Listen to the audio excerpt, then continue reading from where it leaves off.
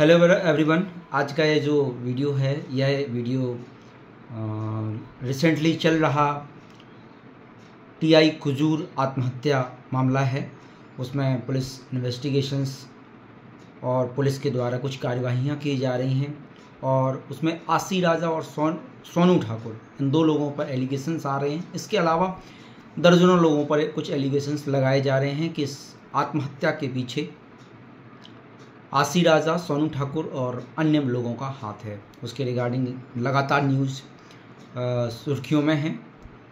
और यह जो वीडियो है ये लीगल अपडेट के संबंध में है कि लीगली क्या क्या धाराएं जो तथ्य मामले में निकल के आ रहे हैं, क्योंकि अभी तथ्य ही आ रहे हैं। साक्ष्य जैसे ही विवेचना पूर्ण होगी, इन्वेस्टिगेशन पूर्ण होगा,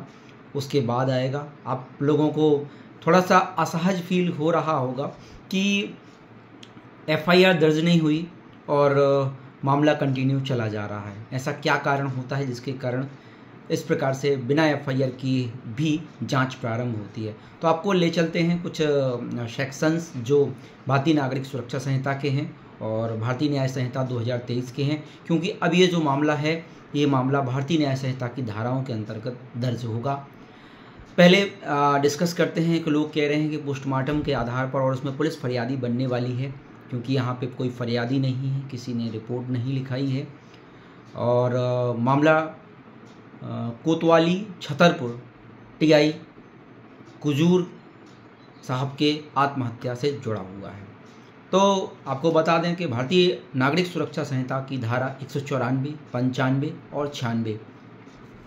इन विषयों को लेकर आत्महत्या के आदि संबंधी कुछ जांच होती है, जिसके आधार पर मामला दर्ज होता है, जिसको हम मर्ग कायमी बोलते हैं। तो कुजूर साहब की जैसे ही मृत्यु हुई तो उस संबंध में आप लोगों ने देखा आत्महत्या के तुरंत पश्चात जो प्रशासनिक अधिकारी थे, मजिस्ट्रेट थे, कार्यपालिक मजिस्ट्रेट, वो वहाँ पे मौके पर पहुँचे और संबंधित जो थाना प्रभारी था, चूँकि पेप्टेक टाउन का मामला था और पेप्टेक टाउन में उस टाइम पे ओरछा थाना का मामला लगता है। ओरछा थाना क्योंकि एक भले ही वो कोतवाली के थाने के इंचार्ज थे, टाउन इंस्पेक्टर थे, क्योंकि मामला प्रथम दृष्टया क्षेत्राधिकार की दृष्टि से कहाँ का था, पेप्टेक टाउन का था और पेप्टेक टाउन के पास में ओरछा थाना का क्षेत्राधिकार लगता है। तो वहाँ पर थाना प्रभारी पहुँचे। थाना प्रभारी के अलावा जैसा कि 194 और 95 में बात की गई है, 94 में, कि जब भी कोई मामला दर्ज होता है या इस प्रकार का आत्महत्या का मामला सामने आता है तो उस स्थिति में वहाँ का संबंधित जो टीआई है, टाउन इंस्पेक्टर है, थाना प्रभारी है या इंचार्ज है और वहाँ के उपखंड अधिकारी के सामने उन सारी चीज़ें आत्महत्या के संबंध में जांच की जाती है। अब बात आती है कि इन लोगों को किस आधार पर, क्योंकि एफआईआर हुई नहीं है, और किस आधार पर इनको जांच की जा रही है, इनको हिरासत में लिया गया है और किस आधार पर इन लोगों से पूछताछ की जा रही है। तो धारा 195 जो भारतीय नागरिक सुरक्षा संहिता कहती है, यदि कोई व्यक्ति उस संबंध में सस्पेक्टेड पाया जाता, संदेहास्पद पाया जाता, तो उस व्यक्ति को समन करके और उस व्यक्ति से जांच करने का और समन करने की शक्ति यहाँ पर 194, 95 में दी गई है और मृत्यु के कारण की जांच 196 में की जा सकती है। और ये जो जांच होती है, जांच के बाद जो वहाँ का कार्यपालक मजिस्ट्रेट, उपखंड अधिकारी या कलेक्टर साहब या जो भी है, एसडीएम वगैरह उसमें जांच में रहते हैं, उपखंड मजिस्ट्रेट से उनकी रिपोर्ट के आधार पर ही सारी चीज़ें आगे बढ़ेंगी। कोई अवैधानिक तरीके से कोई भी काम नहीं होता, क्योंकि लोगों को लग रहा है कि ये बिना एफआईआर के जांच कैसे हो रही है। तो ये धारा भारतीय नागरिक सुरक्षा संहिता की धारा के प्रावधान 194, 95 और 96 के अंतर्गत आत्महत्या आदि पर पुलिस की जांच करना और रिपोर्ट देना, इस प्रोसेस पर सारी कार्यवाहियाँ चल रही हैं। इसके बाद बात आती है कि ये मामला जिस प्रकार से स्टोरी और तथ्य सामने आ रहे हैं, तो उस पर कौन कौन से मामले दर्ज हो सकते हैं। तो नॉर्मली ट्रेंडिंग में यही चल रहा है कि आत्महत्या का दुष्प्रेरण, जो भारतीय दंड संहिता की धारा 306 थी और भारतीय न्याय संहिता की धारा 108 है, उसके अंतर्गत मामला बनना चाहिए। तो प्राइमा फेसी एकदम सामने क्लियर है, क्योंकि आत्महत्या के लिए दुष्प्रेरण का मामला यहाँ पे समझ में आ रहा है कि कहीं पर पैसे की मांग की जा रही थी या कोई ऐसी फ़ोन में टॉकिंग आई है, बात हुई है जिसके कारण वो अपना आपा खो गए और उन्होंने अपने आप को सुसाइड किया है। क्योंकि फ़ोन की जो रिकॉर्डिंग सामने आएंगी उन रिकॉर्डिंग से ही क्लियर हो पाएगा कि मामला था क्या। व्हाट्सअप वगैरह चैट पड़ी हुई हैं, 3 मोबाइल कुजूर साहब उपयोग करते थे, वो सारी चीज़ें हैं। साथ ही तो ये 108 का मामला तो बनने ही वाला है, इसमें कोई दोराहे नहीं है, इतना तो बनेगा ही। और इसी मामले को यदि आगे लेकर जाएं तो यदि किसी प्रकार से कोई साक्ष्य से छेड़खानी की गई होगी, साक्ष्य को मिटाया गया होगा या जो स्क्रीनिंग है वो कहीं ना कहीं मिथ्या इत्तला को कुछ डिस्टर्ब करने की कोशिश संबंधित आसी राजा, सोनू ठाकुर या कोई ऐसा व्यक्ति सामने आता है, तो वो जो धारा 201 थी आईपीसी की, इंडियन पेनल कोड की, वो वर्तमान में भारतीय न्याय संहिता की धारा 238 है, उसके अंतर्गत भी मामला बनने की संभावना है, वो भी एफआईआर में लिख की जा सकती है। फिर बात आती है कि क्योंकि इसमें कई लोगों के मामले आ रहे हैं, तो क्या ये जो कुछ भी घटनाक्रम है जिसके कारण उनको सुसाइड करना पड़ा, कुजूर साहब को सुसाइड करना पड़ा, तो इसमें कोई क्रिमिनल कॉन्स्पिरेसी तो नहीं थी, आपराधिक षड्यंत्र तो नहीं था, क्योंकि ये भी सामने निकल के आ रहा है कि शायद कोई ना कोई षड्यंत्र था जिसके कुजूर साहब लगातार शिकार हो रहे थे, लगातार उनको कहीं ना कहीं से दुष्प्रेरण मिल रहा था, इंस्टिगेशन हो रहा था, और जिसके कारण उन्हें अपने सर्विस रिवॉल्वर से अपने आप को गोली मारनी पड़ी। तो आपराधिक षड्यंत्र के दंड के अंतर्गत भी एक धारा बन रही है, 120 आईपीसी थी जो 4A था अध्याय, वर्तमान में भारतीय न्याय संहिता में उसको अध्याय 5 में धारा 61(2) और 1 में परिभाषित किया गया है और 61(2) में दंडित किया जाएगा। तो आपराधिक षड्यंत्र का मामला भी निकल कर सामने आ सकता है, क्योंकि कई लोगों को उसमें उनके जो लेन देन थे, उनके जो काम था, उसमें ये विषय निकल के आ रहा है। इसके बाद बात आती है एक्सटॉर्शन, उद्दापन,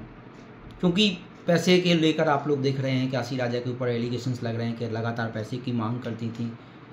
और उनके जो शौक़ थे वो शौक़ बतलाते हैं कि टीआई कुजूर साहब कहीं ना कहीं किसी न किसी बंदिश में, किसी न किसी दबिश में पूरा कर रहे थे, या कुछ उनके व्यक्तिगत संबंधों को लेकर, या हो सकता है जैसे कि न्यूज़ में, मीडिया में तथ्य चल रहे हैं कि और भी कई एलिगेशंस के आधार पर कोई वीडियो फुटेज या रिकॉर्डिंग्स या रिकॉर्ड या डॉक्यूमेंट उनके पास थे, जिसको दिखाकर मे बी आसी राजा, मे बी अन्य अपराधी, चाहे वो सोनू ठाकुर या कोई भी हो, उन लोगों के द्वारा लगातार एक्सटॉर्ट किया जा रहा था। तो ये धारा 383 उद्दापन की जो थी और वर्तमान में 308 एक्सटॉर्शन की जो धारा है, उस धारा के अंतर्गत भी पुलिस मामला दर्ज कर सकती है यदि संबंधित तथ्य उस घटना को लिंकअप करके सपोर्ट करते हैं। नेक्स्ट आता है, एक नई धारा ऐड की गई है भारतीय न्याय संहिता 2023 में जो पहले नहीं थी, संगठित अपराध, ऑर्गेनाइज्ड क्राइम।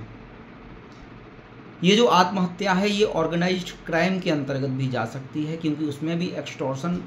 चीज़ों को शामिल किया गया है, यहाँ तक कि हत्या वगैरह मामलों को भी शामिल किया गया है। और ऑर्गेनाइज्ड तरीके से संविदा पर जो काम किए गए उनके रिगार्डिंग कुछ चीज़ें ऐसे निकल के आई हैं जिनमें फैक्ट्स ये ऑर्गेनाइज्ड क्राइम की ओर भी, नए अपराध के लिए जो कि संज्ञेय अपराध है, ट्रायल बाई सेशन है, उस ओर भी ये धारा इशारा कर रही है। क्योंकि संगठित अपराध में जो अपराध शामिल किए गए हैं वो व्यापहरण, डकैती, यान चोरी और उद्दापन,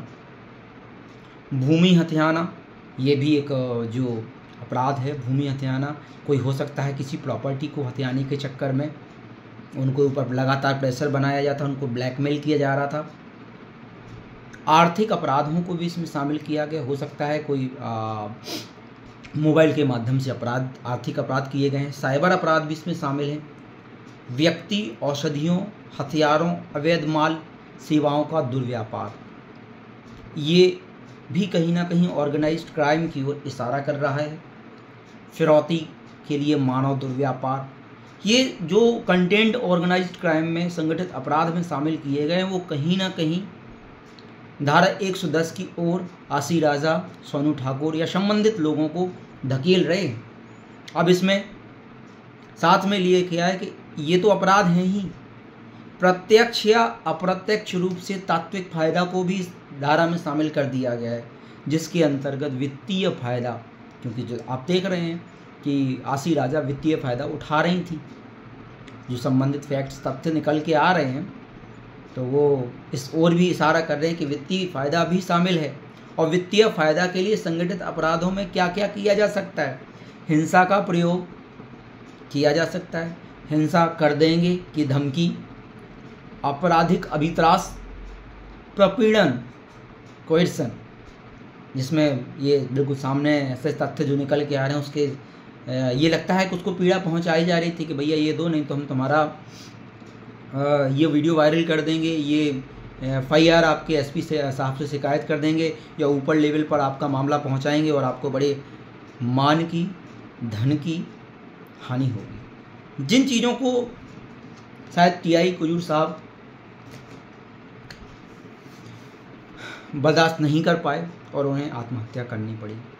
अब ये आत्महत्या है या हत्या है? एक होता है लॉ में एक्ट, एक ओमिशन, और एक चीज़, चूँकि जो तथ्य निकल के आ रहे हैं मीडिया से या तथ्यों से कि लगभग 1 घंटे पहले तक वो संबंधित लोग उनके साथ थे, उसके बाद लगभग 1 घंटे बाद फ़ोन टॉकिंग पर कुजूर साहब ने अपने सर्विस रिवॉल्वर से अपने को गोली मारी। ये भी तथ्य सामने आ रहे हैं कि वो ड्रग्स या ड्रिंक करने के शौकीन थे, ड्रिंक करते थे, और उस ड्रिंक में क्या मिलाया गया 1 घंटे के बाद या उस बॉटल में, यदि उन संबंधित चीज़ें निकल के आती हैं, यदि कहीं पर किसी प्रकार की इस प्रकार की जब्ती हो जाती है कि उनके अल्कोहल में कोई ड्रग्स इनके द्वारा मिलाई गई थी, तो ये हत्या की ओर मामला जा रहा है। अगर सारी कड़ियाँ, सारे तथ्य प्रॉपर तरीके से सेट होते हैं और साक्ष्य आ जाते हैं पुलिस के पास, तो ये मामला हत्या की ओर भी जा सकता है, यदि उनको उस अल्कोहल में कोई मिक्सअप करके आ जाएगा। खैर, पुलिस इसमें इन्वेस्टिगेशन कर रही है और पुलिस का अन्वेषण धीरे धीरे पूर्ण हो जाएगा, क्योंकि जांचें,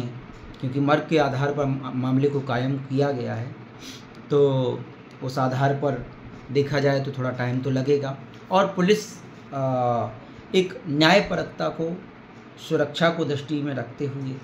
इस दिशा में काम कर रही है। होली के त्यौहार हैं, रमज़ान का त्यौहार चल रहा है, ऐसी स्थिति में ये मामला भी एक बड़ा मामला था और समाज के लिए ये बड़ी दर्दनाक बात है कि पुलिस ऑफिसर्स के ऊपर भी आज की डेट में प्रेशर बनाया जाने लगा है। ये गलत है और यदि संलिप्तता इसमें किन्हीं की पाई जाती है तो न्याय की जो कार्यवाही है उसको प्रॉपर तरीके से चलना आवश्यक है। अपराध होता है, समाज में अपराध खत्म हो, आवश्यकता है ऐसे मामलों को की जांच, अन्वेषण प्रॉपर तरीके से हो और जो अपराध जिस पर बन रहा है, जो समाज, महिलाएं इस दिशा में, गलत दिशा में, एक्सटॉर्शन की दिशा में या इस प्रकार की यति गति में है, तो ऐसे मामले बनने चाहिए। और चाहे आसी राजा हो या कोई भी महिला हो, इस प्रकार की जो वारदातें हैं ये हमारे यत्र नार्यस्तु पूज्यन्ते रमन्ते तत्र देवता के विषय को और हमारे महिला समाज की आड़ मर्यादा के खिलाफ हैं। और यदि इन्होंने अपराध किया है या कोई इनके ऊपर भी यदि किसी प्रकार का कोई प्रेशर था या कोई चीज़ें थीं, तो वो सारे तथ्य पुलिस की जांच में सामने आना चाहिए। और चूँकि कई विषय ऐसे निकल रहे हैं कि कुजूर साहब के पास इतना पैसा क्यों। हाँ, यदि पुलिस प्रशासन गलत तरीके से पैसा अर्न कर रहा है तो ये गलत है। नॉर्मल सी बात है कि इतना कुछ होना, जिस प्रकार से ये जो तथ्य मीडिया से निकल के आ रहे हैं कि बहुत सारा पैसा था और उन्होंने कई लोगों के साथ इन्वेस्टमेंट करके रखा था, तो इसकी भी एक जांच, चूँकि कुजूर साहब नहीं है, लेकिन भविष्य को दृष्टि में रखते हुए कि इन प्रकार के मामलों में पुलिस प्रशासन निष्पक्ष रहे, और पुलिस भी एक सेवा का माध्यम है, समाज में शांति और सुरक्षा रखने का उनका कृत्य होता है। अगर गलत तरीके से पैसा अर्न किया गया कुजूर साहब के द्वारा तो ये गलत था, वो हमारे बीच नहीं है तो उस विषय में कहना उचित नहीं होगा। लेकिन पुलिस व्यवस्थाओं में आदरणीय एसपी साहब, आदरणीय डीआईजी साहब, इन लोगों को इन विषयों पर थोड़ा विशेष जांच करनी चाहिए कि अन्वेषणों में या कोई जो पुलिस के दायित्व हैं उनमें यदि कमी होती है तो उसके खिलाफ कार्यवाही होनी चाहिए, और मुख्यतः इन विषयों पर नज़र रखी जानी चाहिए कि कोई गलत व्यक्ति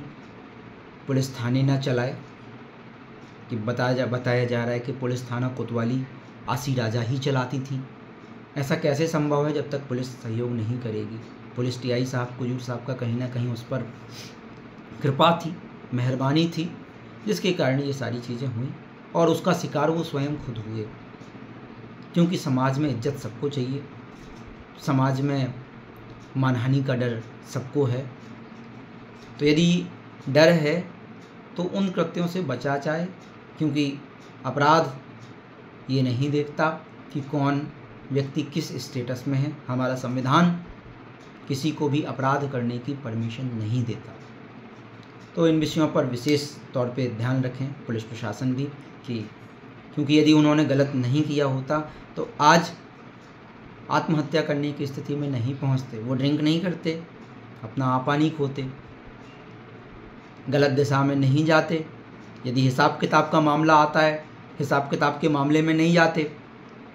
तो भी कुछ नहीं होता। अगर आप ईमानदारी से नौकरी कर रहे होते तो आपको आत्महत्या करने की आवश्यकता ही नहीं। आप तो कितने लोगों के आदर्श थे। इन विषयों पर विशेष ध्यान देना चाहिए। पुलिस पर बड़ा विश्वास है, मेरा भी और समाज का भी। तो पुलिस व्यवस्थाओं में भ्रष्टाचार की ओर लिप्तता ना हो और समाज को एक अच्छा मार्गदर्शन हो, ऐसा हमारे पुलिस नेतृत्व से अनुरोध है। तो कुल मिलाके मैं ये कहना चाहूँगा कि इस मामले में जो मामला बन रहा है वो भारतीय न्याय संहिता की धारा 108, भारतीय न्याय संहिता की धारा 238, भारतीय न्याय संहिता की धारा 61(2), भारतीय न्याय संहिता की धारा 308, संगठित अपराध की धारा 110, और यदि मामला प्रमाणित हो जाता है, यदि उनकी ड्रिंक वगैरह में या जो एल्कोहल वो लिए थे उसमें कोई तत्व ऐसा पाया जाता है कि, और बाद में उस संबंध में कुछ तथ्य आते हैं और वो पर्टिकुलर कोई ड्रग्स वगैरह या जो इस प्रकार से आदमी को उकसा सकती है, ऐसी कोई चीज़ आती है, तो हो सकता है मामला हत्या तक पहुँचे। यदि परिस्थितियाँ और तथ्य सपोर्ट कर जाते हैं, उस चेन की कहानी को पूरा कर देते हैं जो जांच वर्तमान में चल रही है, तो आसी राजा के ऊपर और उनके गिरोह के ऊपर कई धाराओं के अंतर्गत मामला दर्ज हो सकता है, और उनके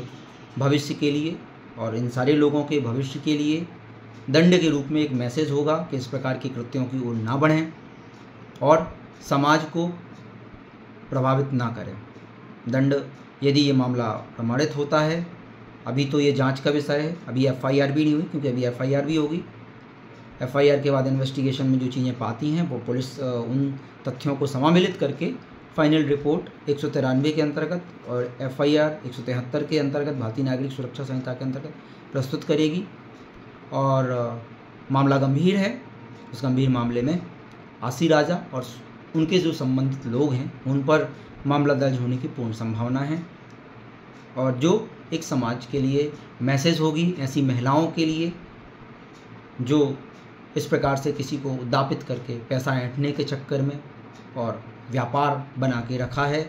ये गलत है और जिसके खिलाफ कार्यवाही हो, ऐसी अपेक्षा है। और ये वीडियो केवल